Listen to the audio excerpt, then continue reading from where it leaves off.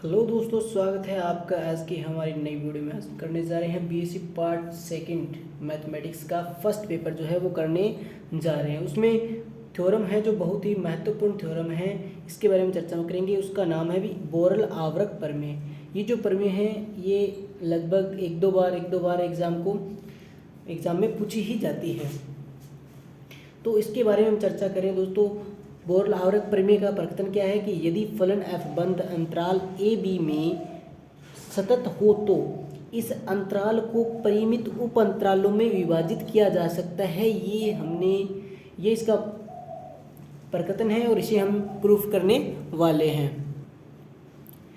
हाँ तो दोस्तों, अब हम इसे सॉल्व करने वाले हैं। तो सॉल्यूशन इसका ये है कि हमें पहले पता है कि हमें दिया क्या हुआ, अभी एक बंधन, ये हमें फलन एक f दिया हुआ है और हमें ये बोला गया है कि अंतराल ए बी में ये सतत है।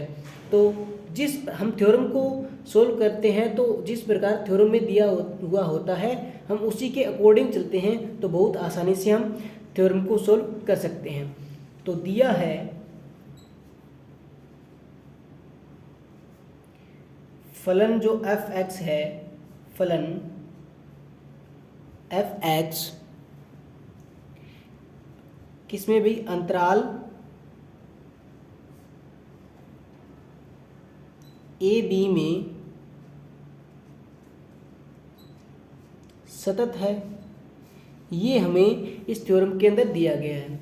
तो जब इस अंतराल को हम इसकी लंबाई निकालेंगे, इसे हमने क्या मान लिया भाई, I1 मान लिया है। तो I1 बराबर A, B, इसकी हमें लंबाई निकालनी होगी। इसकी लंबाई यानी कि बड़ी जो है सीमा, उससे हम छोटी सीमा को घटा देंगे तो हमारे पास इसकी लंबाई आ जाएगी। तो यहाँ पर लिखते हैं दोस्तों I1 की लंबाई। I1 की लंबाई क्या होगी भाई, B माइनस A, ये हो गई इसकी, यानी कि इसमें से ये घटा देंगे, हमारे पास इसकी लंबाई प्राप्त हो जाएगी। यदि हम इन दोनों को समान भागों में विभाजित करते हैं तो इनके बीच में हमें कोई बिंदु मानना पड़ेगा दोस्तों। वो बिंदु हमने मान लिया, अगर A, क्या मान लिया हमने, A मान लिया। तो देखिए कि यदि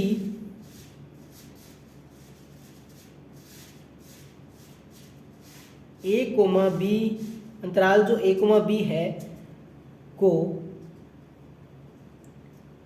दो समान भागों में बांटते हैं तो इनके मध्य कोई बिंदु हमने A मान लिया और इसको हम बांटेंगे तो हमारे पास एक जो अंतराल है वो A1 आ गया और दूसरा अंतराल जो है हमारे पास क्या आ गया अभी, A1 के बाद में दूसरा हमने ले लिया A1B, यानी ये जो A1 है वो इन दोनों के मध्य में है। तो इनका जो दो अंतराल है वो अलग अलग दो भागों में बांटने पर हमें A1 और A1B हमें प्राप्त हो गया है।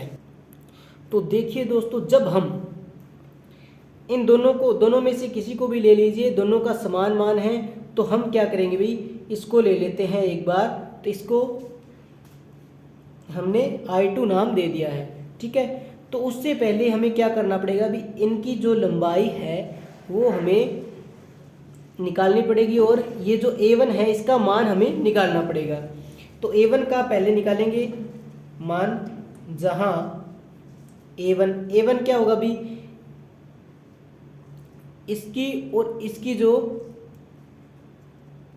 हमारे पास A और B जो है, इन दोनों को जोड़ने पर इसका भाग देंगे, दो का इसमें भाग देंगे तभी तो हमारे पास A1 का मान आएगा। तो A प्लस में B बट्टे 2, यानी कि A1 क्या है भाई, A प्लस B बट्टे में 2, A1 का मान हमारे पास आ गया है। इसे हमने नाम दे दिया भाई समीकरण 1। इसके बाद में देखिए दोस्तों, हमें आगे इसे किस प्रकार सॉल्व करना है। तो हम ये जो हमारे पास अंतराल है इसे हमने क्या मान लिया भाई, I2 मान लिया। तो I2 अंतराल की लंबाई क्या होगी भाई, तो ये जो अंतराल है इनको हमने विभाजित किया है, तो ये एक, पहले हमें पता था कि भी ये जो ए बी अंतराल है वो सतत है, सतत होने के कारण ये भी क्या होंगे भी, सतत होंगे। ऐसा लिख देना है कि भी ये दोनों अंतराल जो कि क्या है भी, जो कि सतत है, क्योंकि ये अंतराल जो है वो सतत है, तो इनके मध्य अगर कोई अंतराल हमने निकाला है वो भी सतत होंगे, जाहिर सी बात है। तो देखिए दोस्तों, हमने इसको क्या मान लिया भाई, A2 मान लिया, तो I2 बराबर क्या हो गया, A1 कोमा B, इसको हमने क्या मान लिया भाई, I2 मान लिया। तो I2 का जब हम इसकी लंबाई निकालेंगे तो देखिए अंतराल I2 की लंबाई का निकालने का वही पैटर्न, इससे हम क्या करेंगे भी, इसमें माइनस करेंगे, तो B माइनस A1 ये इसकी लंबाई होगी।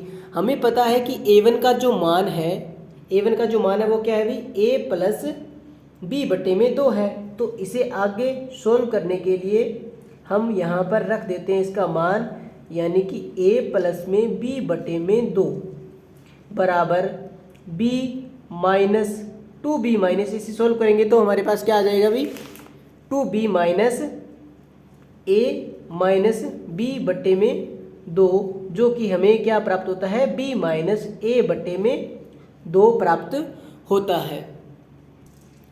हाँ तो दोस्तों, जो I2 का मान जो है, इसकी अंतराल I2 की हमारे पास लंबाई जो है वो हमें प्राप्त हो गई है, वो है कि B माइनस A बटे में 2 इसकी लंबाई हमें प्राप्त हो गई है। तो दोस्तों अब इसे हम करने वाले हैं आगे सोल्व करने के लिए अब हम क्या करेंगे भी, ये जो अंतराल A1 और B हमारे पास मिला है I2 जो है, तो I2 को हम आगे और विभाजित करते हैं, क्योंकि यही तो हमें प्रूव करना है। इन बार बार ये जो अंतराल है तो इनको हम 2 भागों में विभाजित करते रहेंगे और आगे इसे सोल्व करेंगे। तो I2 को I2 हमारे पास क्या है, I2 बराबर A1 कोमा B को 2 भागों में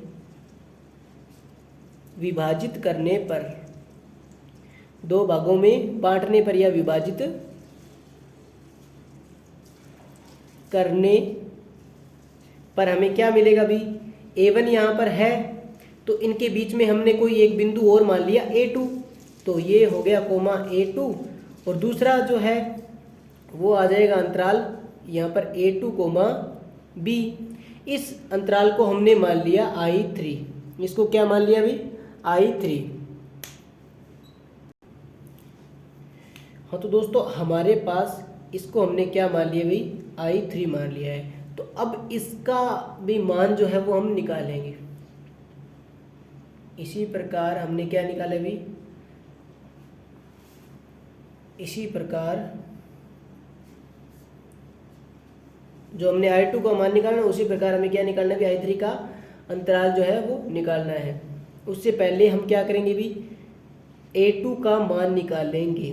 A2 का मान कितना होगा भी, हमारे पास आपको पता है A2 बराबर B प्लस A1, क्योंकि हमारे पास अंतराल जो है वो ये है। इन दोनों को जोड़ेंगे तो हमारे पास इस अंतराल का मान आ जाएगा। और हमने इस अंतराल का जो मान है वो निकाला था B,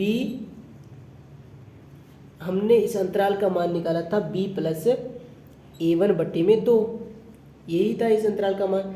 तो B प्लस A1 बट्टे में 2 इसका जो मान है वो हो जाएगा भी।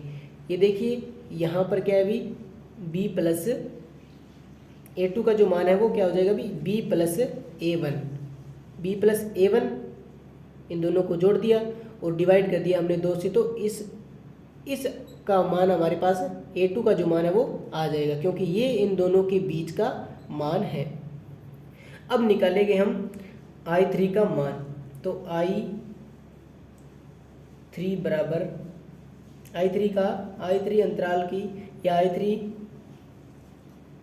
अंतराल की लंबाई क्या होगी भाई, लंबाई बराबर होगी दोस्तों, देखिए I3 जो अंतराल है वो उसकी लंबाई कितनी होगी, ये जो B है इसमें से हम A1 को माइनस कर देते हैं तो हमारे पास इसकी लंबाई आ जाती है। तो देखिए I3 ये है तो B माइनस A2 करेंगे, तो B माइनस A2 हमने ये कर दिया, ये इसकी लंबाई आ गई। जब हम इसको आगे सोल्व करते हैं तो B का B हमने रख दिया, A2 का मान आपको पता है क्या है, B प्लस में A1 बटे में 2, ये इसका मान है। और इससे पहले अगर हम देखें कि तो A1 का मान क्या था भाई, A प्लस बी बटे में 2, ठीक है दोस्तों। तो उसी प्रकार ये जो मान है इसका मान वो कितना आएगा भाई, देखिए इसे आगे सोल्व करते हैं तो 2B minus B minus A1 बटे में 2, ठीक है। फिर बराबर में इसके क्या आ गया, B माइनस A1 बटे में 2। A1 का मान हमारे पास कितना है भी, B माइनस यहाँ पर हमारे पास है B minus B plus A बट्टे में 2, बट्टे में इसके 2 है ही, और बट्टे में हम पूरे इसके 2 लगा दिया है।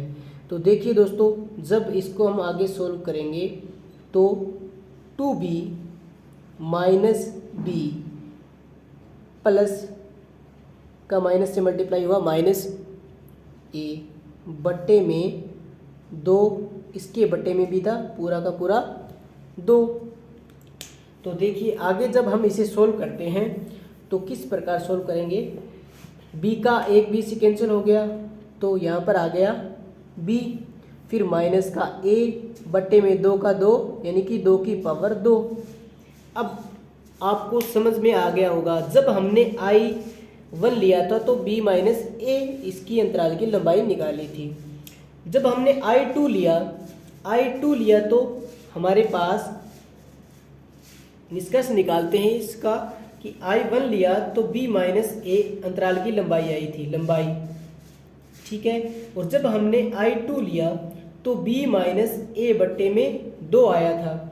जब हमने I3 लिया तो B माइनस A बट्टे में 2 की पावर 2 आई थी, आई है भी, ठीक है। तो देखिए दोस्तों इसमें कुछ नहीं था, एक था, तब जब दो यहाँ पर I2 है तो इसकी पावर कितनी आई है, 1 पावर आई है। जब यहाँ पर 3 है तो यहाँ पर पावर कितनी आई है, 2 आई है, यानी कि यहाँ पर n, इसको हम n मान रहे हैं तो n माइनस 1 पावर आ जाएगी। जब इसे आगे सोल्व करते हैं तो देखिए जब हम क्या करें भी, अब 1 2 I1 I2 I3 का मान हमने निकाल लिया है, ये है हमारा अलग मैटर समझने की। तो अब जब हम इसे n उप अंतरालों में विभाजित करते हैं, इसी प्रकार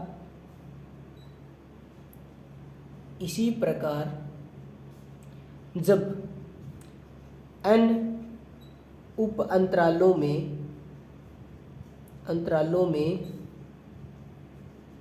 विभाजित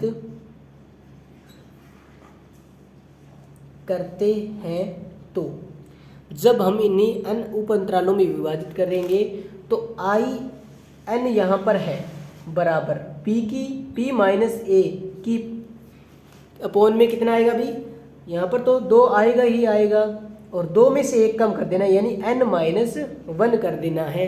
ये क्या हो गया अभी, इसकी in की मान लंबाई होगी, ठीक है। in अंतराल की inवें अंतराल की लंबाई ये हमारे पास आ गई है दोस्तों। देखिए दोस्तों इससे हमने जो निष्कर्ष निकाला है कि ये हम I1 I2 और in इसी प्रकार हम I1 I2 I3 और in का मान निकाल सकते हैं।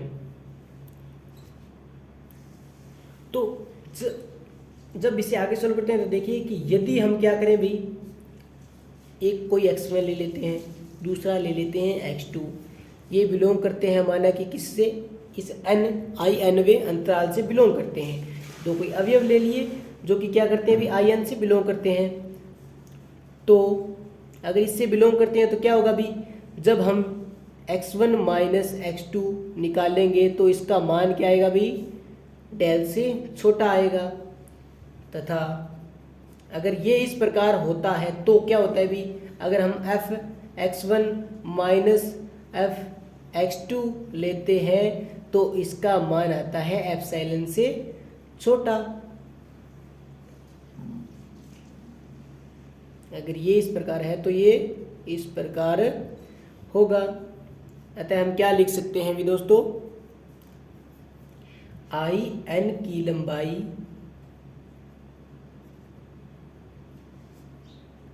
क्या होगी भी, लंबाई क्या है आई एन की, बी माइनस ए बट्टे में 2 की पावर n माइनस 1, ठीक है, जो कि क्या है भी, न्यूनतम है, जो कि न्यूनतम होगी।